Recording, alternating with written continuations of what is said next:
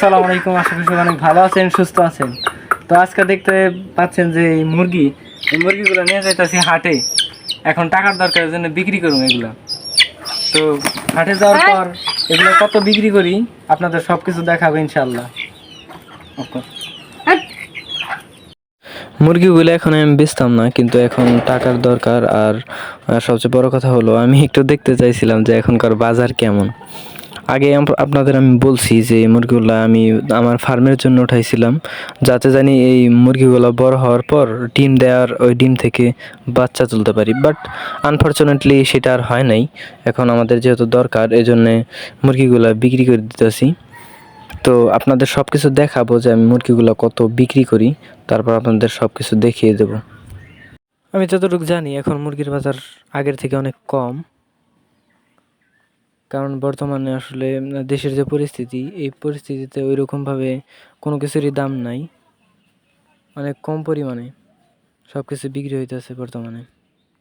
তারপর নিয়ে দেখি যে কি অবস্থা, কীরকম অবস্থা হয়। আসলে দেশি মুরগির চাহিদা সবসময় বেশি, আর এই মুরগিগুলো আমি বেচতাম না।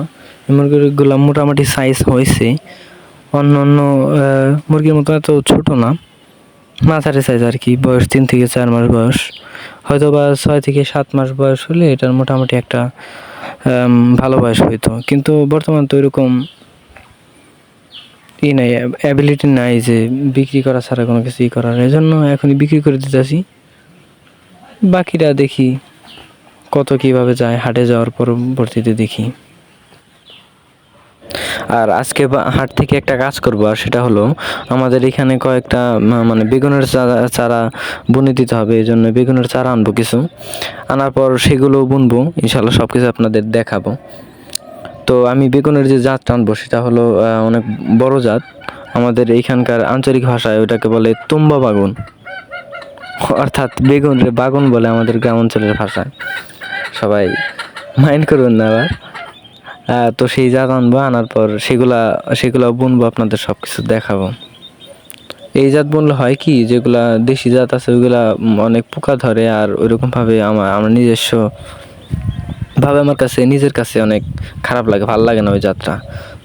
আর কিন্তু ওই তুম্বা বাগুন, ওই মোটা বাগুনের জাতটা আমার কাছে অনেক ভালো লাগে পার্সোনালি। এই জন্য আমি সবসময় চেষ্টা করব এবং সবসময় চেষ্টা করি ওই জাতটা বোনার জন্য। এর আগে বুনছিলাম, ইনশাল্লাহ ভালোই ফলন হয়েছিল। আজকে যেরকম রোদ উঠছে, আসলে হাটে যাওয়ার পর কীরকম লাগবে সেটা আসলে আগে আন্দাজ করতেছি। অনেক গরম লাগবে হয়তো, কারণ বাড়িতেই গরমের তাপে সহ্য করা যাইতেছে না, কিন্তু হাটে যাওয়ার পর এই অবস্থা আরও বৃদ্ধি পাবে, এটা খুবই স্বাভাবিক। এই মুরগিগুলো হাটে নিয়ে বিক্রি করতে করতে অনেক সময় লাগবে, আনুমানিক মোটামুটি ভালো সময় লাগবে। আর তারপরেও এই মুরগিগুলো বিক্রি করার পর অন্য অন্য বাজার আছে, তো মিরাজ এটা মুরগি নিতেছে। তো 2টা মোরগ ধরছি, ওই 2টা মোরগ ধরে আমাকে দেখাইতেছে, কইতাছে ভাই দেখো আমাকে 2টা হাটে নিব। তো এটা আমার কাকা সম্পর্কে, আমার আপন কাকা। তো আমার আপন কাকা মুরগি নিতেছে হাটে। এই 2টা মুরগির ওজন মোটামুটি ভালোই হবে। আমি ওজন করে দেখতেছিলাম যে আসলে কতটুকু ওজন হয়। যদি এই মুরগি দুটার ওজন কম হয়, তারপরে 1 কেজি 200 গ্রাম এরকম হবে আনুমানিক। তো এইগুলা আঙ্কেল আগে হাটে গেল, আমি একটু পরে যাব আমার মুরগিগুলা নিয়ে। তো ফাইনালি আমাদের মুরগিগুলা বেচা শেষ। আনফর্চুনেটলি আপনাদের দেখাতে পারতেছি না প্রমাণ সহ যে আসলে কত বিক্রি করছিলাম। আসলে বিক্রি করছিলাম হলো 5টা মুরগি বেচছিলাম হলো মোরগ মুরগি 850 টাকা, আর মিরাজের ওই 2 মোরগ বেচছিল হলো 650 টাকা, মানে 850 আর 650। ওগুলো বিক্রি করার পর আমি যে দেখতেই পাচ্ছেন যে আমি বেগুনের চারা নিয়ে আসছি হাট থেকে বেশ কয়েকটা। তো আমাদের এইখান থেকে এরকমভাবে জায়গা এরকম নাই, শুধুমাত্র মানে আমাদের খাওয়ার জন্য এই বেগুনগুলা বুনতেছি।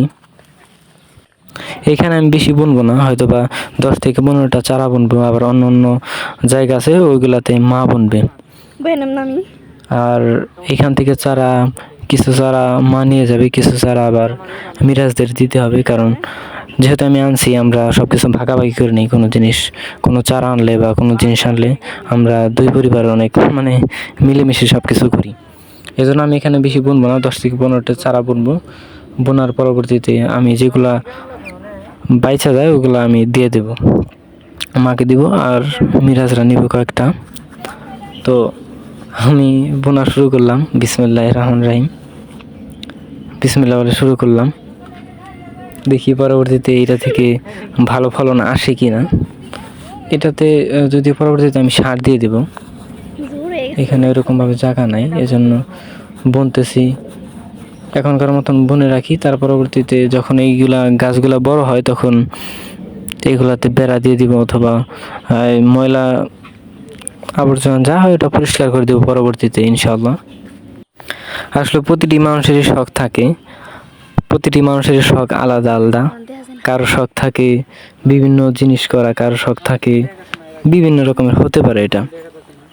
আমার শখ হলো আমার গাছগাছালি বোনা, বিভিন্ন ফার্মিং সেক্টরে আমার প্রচুর পরিমাণ মানে আগ্রহ। কারণ আমি একটা জিনিস দেখছি, বাংলাদেশে চাকরির যেরকম অবস্থা, আসলে চাকরির জন্য কেউ যদি ঘুরে আসলে তার ওইটা আসলে ভুল পথই বলা চলে। আমি সম্মান রেখেই কথাটা বলতেছি, যারা চাকরি করে বা চাকরি দেয় তাদের প্রতি সম্মান রেখেই কথাটা বলতেছি, যে আসলে সবাই তো আর চাকরি পাবে না, তাই না? এই জন্য আমরা যদি চেষ্টা করি আগে থেকেই নিজে উদ্যোক্তা হয়ে কোনো কিছু করার জন্য, তাহলেই অনেক কিছু করা সম্ভব। আর সবচেয়ে বড় কথা হলো, চাকরিতে যে স্যালারিটা আপনাকে দিবে সেই স্যালারিটা দিয়ে বর্তমান যুগে আপনার চলাটা কষ্টকর হয়ে যাবে। আর আপনি যদি নিজে কোনো কিছু করেন, ভাই লজ্জা করলে জীবনে কোনো কিছু করা সম্ভব না। যেমন কোনো মানুষ যদি ছাগলের খামার শুরু করে বা গরুর খামার শুরু করে বা মুরগির খামার শুরু করে, যদি সেটা সে প্রপারলি করতে পারে, তাহলে তার ইনকাম এমনিতেই আলহামদুলিল্লাহ অনেক ভালো আসবে। তার যে ইনকাম সেটা সরকারি চাকরিজীবীর মানুষের থেকে অনেক বেশি থাকবে। কিন্তু আমরা কি করি, আমরা লজ্জা করি, আমরা লজ্জা পাই সবসময় যে মানুষ কি বলবে। বা একটা জিনিস চিন্তা করেন, মানুষ কোনো সময় আপনাকে খাওয়াই দিবে না, মানুষ কোনো সময় আপনার ভালো দেখবে না। আপনি একটা ভালো কাজ করতে যাবেন, মানুষ আপনাকে টাইনে নিচে নামাইবে। মানুষ কখনো আপনার ভালো চায় না। আপনার ঘরে চাল থাকবে না, ডাল থাকবে না, মানুষ কখনো আপনাকে দিবে না। আপনার পকেটে টাকা থাকবে না, 10 টাকা 5 টাকার জন্য যখন মানুষের কাছে হাত পাততে হবে, তখন বুঝবেন যে বাস্তবতা কি জিনিস। এজন্য শুধু শুধু মানে সময় নষ্ট করে কোনো লাভ নেই। দেখতে পাচ্ছেন আমার ভাইয়া, আপনারা চেষ্টা করেন নিজে নিজে কোনো কিছু করতে পারেন কিনা, তাহলে সম্ভব আমাদের এই বেকারত্ব দূর করা। আমাদের বাংলাদেশের নতুন সরকার গঠন হয়েছে, ডক্টর ইউনূস। তিনি প্রথমে একটা কথা বলছে যে আপনারা চাকরির পেছনে কেন দৌড়ান, আপনারা চাকরির পেছনে কেন দৌড়ান, আপনারা নিজে উদ্যোক্তা হন। আমার একই কথা ভাই, কোনো মানুষ যদি ছোট থেকে শুরু করে, ইনশাল্লাহ আস্তে আস্তে সে অনেক উপরের দিকে যাবে, এটা খুবই স্বাভাবিক। এজন্য শুধু অন্যের চাকরির ইচ্ছা করে তো কোনো লাভ নাই, তাই না? সবাই চাকরি পাবেও না। যাই হোক, আল্লাহ তাআলা আমাদের এই বোঝার তৌফিক দান করুন। এখন আমাদের কাজে আসি, যেহেতু এগুলা বোনা মোটামুটি শেষের দিকে, এই জন্য লাস্টের কয়েকটা চারা আছে, এগুলো বোনার পর আমি বাড়ি যাব, হাত মুখ ধুবো। কারণ এখানে কয়েকটা চারা বুনে দিলাম, এখানে আমাদের মূল বোনার প্রসেস এইখানে না। আসলে এখানে বুনলাম শুধুমাত্র কিছু চারা এখানে রাখার জন্য। আসলে মূল যেখানে আমাদের বোনা হবে, মূল ক্ষেত যেখানে, ক্ষেত বলতে আমাদের বাড়ির অন্য সাইড দিয়ে যেগুলা বোনা হবে, সেগুলো আমি বুনবো না, সেগুলো মা বুনবে। তো সেগুলো আসলে এখন আর দেখানো সম্ভব না, সেগুলা মার সময় মতন সেগুলো বুনবে। আমি যেগুলো বুনছি শুধুমাত্র এগুলো আপনাদের দেখাইলাম, কিছু ক্লিপ দেখাইলাম আপনাদের, যে আমি কোথায় কোথায় বুনলাম, কতগুলা বুনলাম। আমি হয়তো বা সর্বোচ্চ 10 থেকে 15টা চারা বুনছি, এটা সিম্পল আমি এখানে বুনে দিছি। কিন্তু মূল যেখানে বোনা হবে সেটা অন্য জায়গায়। আশা করি বুঝছেন ওর কথা। বর্তমানে মানুষের যেরকম চাহিদা, আসলে আপনি বাজারে যখন যান, আপনি ওইরকম ভাবে সবজি পাবেন না, অনেক হাই, সবজির দাম অনেক বেশি, আপনি যে কোনো জিনিসের দাম অনেক বেশি। এজন্য আপনি চেষ্টা করুন বাড়ি কোনো কিছু বোনার জন্য, কারণ বাড়ি যদি কোনো কিছু বুনতে পারেন তাহলে আপনার প্রফিটটা আসবে। অন্ততপক্ষে সবজিটা এরকম কিনতে হবে না, যেমন বেগুনের চারা, পুঁই শাক বা অন্যান্য সবজি যেগুলো আছে, ওগুলা চেষ্টা করবেন নিজে বাড়িতে কোনো কিছু করার জন্য, তাহলে আর পরবর্তীতে আপনার হাটের দিকে অত দৌড়াইতে হবে না। কারণ আমি জানি প্রত্যেকের বাড়িতেই মোটামুটি বোনার জায়গা আছে, ইচ্ছা করলে পারবে। অনেকে দেখা যায় যে বাড়ির মধ্যে জঙ্গল করে রাখে, বাড়ির চারপাশ দিয়ে ওইরকমভাবে কোনো পরিচর্যা করে না।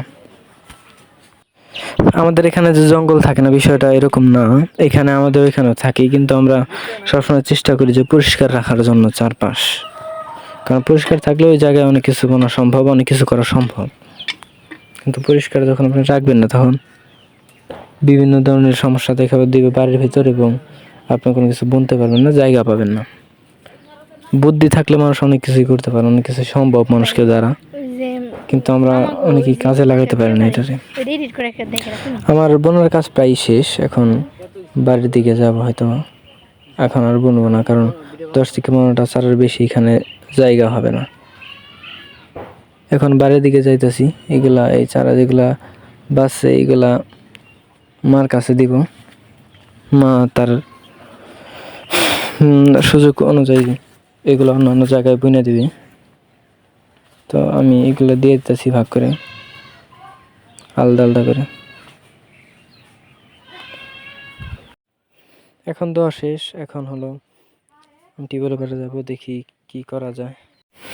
এখন টিউবওয়েল পাড়ে গিয়ে হাত মুখ ধুয়ে ফ্রেশ হব, কারণ হাটে থেকে আসার পর এরকমভাবে হাত মুখ ধোয়া হয় নাই।